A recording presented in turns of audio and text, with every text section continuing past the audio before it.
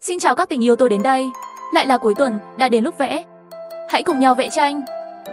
Hôm nay chúng ta sẽ vẽ một nhân vật Venti trong Genshin Impact. Họ bắt đầu với dòng nháp. Chúng tôi cung cấp cho nó hình dạng của toàn bộ đầu. Trước tiên chúng ta hãy đi qua toàn bộ hình dạng cơ thể. Đừng sa lầy vào các chi tiết trong bước này. Hãy chắc chắn để quan sát toàn bộ. Quan sát tổng thể là toàn bộ vị trí lớn. Ví dụ, cằm này và khuỷu tay này. Với vòng eo này, anh ấy có đang trên đường dây không? Anh ấy đang đối mặt với hướng nào? Bên trái của toàn bộ bên trong rộng bao nhiêu? Bên phải, rộng bao nhiêu? Bông hoa này cách cơ thể này bao xa? Tay áo này cách cánh hoa này bao xa? Ngay cả khi bạn mắc lỗi trong lần đầu tiên bạn vẽ, nó không thành vấn đề, bạn chỉ có thể vẽ cái bên phải bên cạnh nó. Đừng vội lau. Thật lãng phí thời gian để lau vào lúc này. Hãy vẽ cái bên phải trước. Xóa nó một lần và trong một thời gian. Hoặc bạn không đánh dấu anh ấy khi bạn móc câu. Sau đó, chúng tôi tìm thấy tóc. Hoặc bắt đầu với tóc mái. Khoảng cách từ mắt là bao xa? Anh ấy đã che mặt bao nhiêu? Mỗi vị trí được so sánh với nhau. Kiểm tra vị trí. Không vấn đề, bạn có thể mô tả chi tiết hơn chút. Ai chặn ai ở một số nơi? Ai ở xa ai? Để tham khảo. Sai một chỗ, tất cả đều sai ở những nơi khác. Sau đó, chúng tôi sử dụng một cục tẩy đi và cắt toàn bộ nghệ thuật xuống một lần nữa. Như khi chúng ta vẽ bản in. Bạn cắt bỏ các lớp của bản thảo đầu tiên. Sau đó, phủ dòng nháp của bạn lên trên bản nháp. Bởi vì hình dạng khuôn mặt này vẫn còn một chút không chính xác. Khi tôi đang ở bước này, tôi đặt hình dạng của khuôn mặt vào các khu vực xung quanh của khuôn mặt. Tôi sẽ cho nó đi một lần nữa, cho đến khi tôi cảm thấy ổn. Sau đó, tôi có thể cầm bút móc vào lúc này. Tôi bắt đầu móc toàn bộ dòng. Sau đó, một số nơi không chính xác vừa rồi. Lúc này, khi bạn đánh dấu, bạn không muốn anh ta. Chúng tôi chỉ cần đi và để lại cho anh ta chính xác những gì bạn muốn. Nếu bạn thực sự không chắc chắn, sau đó, bạn đi qua dòng nháp một lần nữa. Sau đó, nó cũng có thể móc dòng.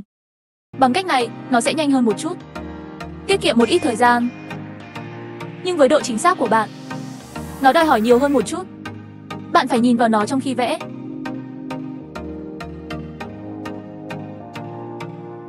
Thì chúng ta nên chú ý khi đánh dấu. Sức mạnh của bàn tay của bạn, kiểm soát, làm cho các đường mịn nhất có thể. Chà, tốt nhất là nên có một số thay đổi ảo và thực. Sau đó, nơi nhỏ bạn có thể sử dụng của bạn, dày hơn hoặc mỏng hơn. Không sao để xen kẽ nó. Không một ứng dụng quản lý trò chơi. Cuối cùng, chúng tôi móc dây và lau sạch phần thừa. Bức tranh của chúng tôi được thực hiện. Bạn đã học nó chưa? Xin chào các tình yêu, tôi đến đây. Hôm nay chúng ta sẽ vẽ skin cho nhân vật này. Điều đó đã sử dụng một trong 12 màu da mới của Goma. Đó là màu da rất sáng. Hãy tìm một màu trung gian để làm nền cho anh ấy. Tức là làm đáy không sâu không cạn. Sau đó tìm một màu tối hơn một chút, để có được bóng dưới tóc, má và những thứ này. Thêm một màu tối hơn một chút cho anh ta. Khi thêm, sử dụng màu cơ bản của nó. Hãy để các cạnh chuyển sang nó. Có một độ dốc về độ sâu trong toàn bộ màu. Điều này cũng đúng với bàn tay. Xong phần dưới lại thêm mặt tối của anh. Cho anh ta toàn bộ mặt tối đầu tiên. Vậy thì hãy tìm một màu sắc tốt hơn nó, sâu sắc hơn, để sửa chữa nó. Đây sẽ là một cái bóng rõ ràng hơn để cắt nó ra. Khi kẹp, ở bước này không cần đánh quá tay, chỉ cần cắt khối màu trực tiếp. Nhưng nó phải ít hơn. Sau đó, chúng ta thêm mắt, tô răng với một màu sáng đầu tiên. Đi với một màu tối hơn một chút. Thêm màu nặng của nó. Ở một số nơi không dễ kiểm soát vì chúng tương đối nhỏ. Sau đó, tôi sử dụng bút chì màu xanh đậm và bút chì màu đen để thêm một màu nặng cho nó. Các chi tiết của toàn bộ mắt. Sau đó, chúng tôi sẽ làm nổi bật nó. Đôi mắt của chúng ta không theo thứ tự. Sau đó chúng tôi đi tìm một màu xám xanh để làm nền. Chú ý đến những phần đặc biệt sáng của tóc. Cho nó một chút không gian. Hãy làm lại. Bạn có thể thêm một số màu nhẹ hơn cho nó, như màu xanh nhạt và màu xanh lục.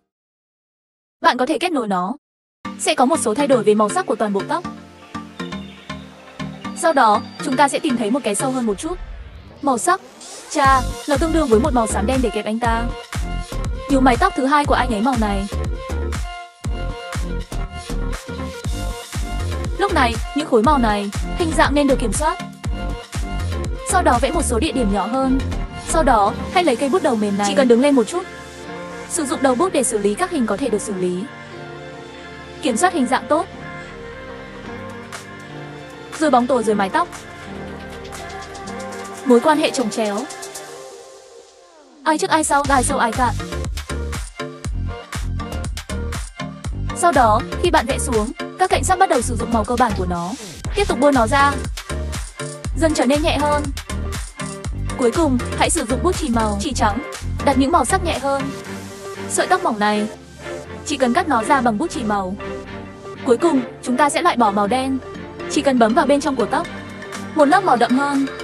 Màu của lớp này ít hơn và hình dạng rõ ràng hơn. Sau khi thêm màu nặng, tóc của chúng tôi đã hoàn thành. Bạn đã học nó chưa? Xin chào các tình yêu, tôi đến đây. Hôm nay chúng ta tiếp tục vẽ bức tranh lần trước vẽ chưa xong. Đi vẽ anh ta.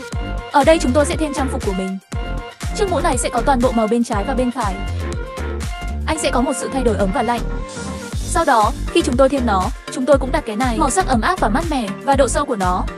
Đi, khi đặt màu trên lớp đầu tiên, hãy bố trí loại này. Chuyển màu thành. Sau đó, chúng tôi tìm thấy một chút sâu hơn nó, để nhấn mạnh mặt tối của nó. Sau đó tìm một cái sâu hơn. Đặt nó ở bên trái của chúng tôi. Ánh sáng và bóng tối ở đây rõ ràng hơn. Đi thêm bóng trên mũ của mình. Điều này sẽ loại bỏ sự cần thiết phải bôi nhọ. Sau đó, chúng tôi đặt khu vực màu vàng để làm cơ sở cho anh ấy. Sau khi hoàn thành lớp nền, thêm một lớp mặt tối cho anh ấy. Sau đó, mục đích của màu nền của chúng tôi vừa rồi, nó chỉ dành cho bạn để thêm mặt tối bây giờ. Sử dụng màu nền để hiển thị cho anh ấy một phần. Anh ấy trông giống như một người sáng. Màu vàng. Sau khi bước thứ hai được thêm chúng ta vẫn phải tìm 1/3 lớp màu. Nó tối hơn một chút so với màu vừa nãy. Để nhấn mạnh, một số bao phủ lên và xuống. Có một số phần sẽ tạo ra bóng. Bao gồm cả cái này. Phần màu xám đậm. Đó cũng là nơi sâu nhất ở cuối. Bạn có thể sử dụng màu đen để nhấn mạnh nó. Sâu nhất, bạn cũng có thể sử dụng bút chì màu để nhấn mạnh phần sâu nhất. Chiếc váy này không đặc biệt gần. Vì vậy tôi đã sử dụng 2 màu xám để che phủ nó. Trở thành màu cuối cùng. Sau đó, tôi đi thêm một lớp màu xám đen cho anh ấy. Trở thành cái bóng của anh ấy. Với bút chì màu, đi để thêm màu sắc nặng nề của mình cho anh ta. Mặt sau của chiếc váy này có màu xám xanh. Vì vậy, tôi bắt đầu với một màu xanh, xanh lam đục lam để thêm một lớp màu xám. Trồng một màu như vậy. Đi để thêm ánh sáng và bóng dâm cho nó. Rằng tất cả các nơi là nền. Thêm mặt tối của anh ấy sau khi mở đường. Thêm màu sắc nặng nề của anh ấy, tầng tầng lớp lớp. Để kiểm soát màu ánh sáng vừa rồi. Cuối cùng chúng ta sẽ đặt những nơi xanh này. Hãy cho nó một điểm cộng, vì màu sắc của nó, toàn bộ nền là một màu xanh lá cây. Vì vậy, chúng ta phải rõ ràng, nó có sâu và nông. Hoặc bắt đầu với màu sáng. Sau khi màu sáng được thêm vào, hãy chuyển sang từng lớp, che bóng của nó và màu trung bình của nó. Sau đó bao gồm cái sau với diện tích tương đối lớn. Sau đó chúng ta sẽ tìm thấy, nếu màu của bạn là đủ, bạn có thể tìm thấy 2. Thôi thì thêm chút thay đổi cho em nó thêm chiều sâu. Đầu tiên sử dụng một màu sáng để làm cơ sở. Hoàn thành tô màu toàn bộ nửa dưới. Làm sâu sắc thêm cho anh ấy một chút. Bằng cách này, màu của bạn sẽ có nhiều lớp hơn. Sau đó toàn bộ màu sắc của tôi. Màu này trên toàn bộ nền. Tôi chỉ sử dụng 3 màu để chồng lên nó. Bạn không cần phải lạm dụng nó ở lớp cuối cùng. Không cần sơn. Hãy trực tiếp thêm khối màu của nó vào nó. Sau đó, cạnh trắng cuối cùng. Tôi sẽ sử dụng một số sơn màu nước đục. Sử dụng màu trắng này để có được cạnh của nó. Kẹp lại. Một chút vi bling bling trên cơ thể. Và chúng tôi đã hoàn thành. Cảm ơn các bạn đã theo dõi hết video. Hãy đăng ký kênh để xem video hướng dẫn tiếp theo. Chào tạm biệt các tình yêu.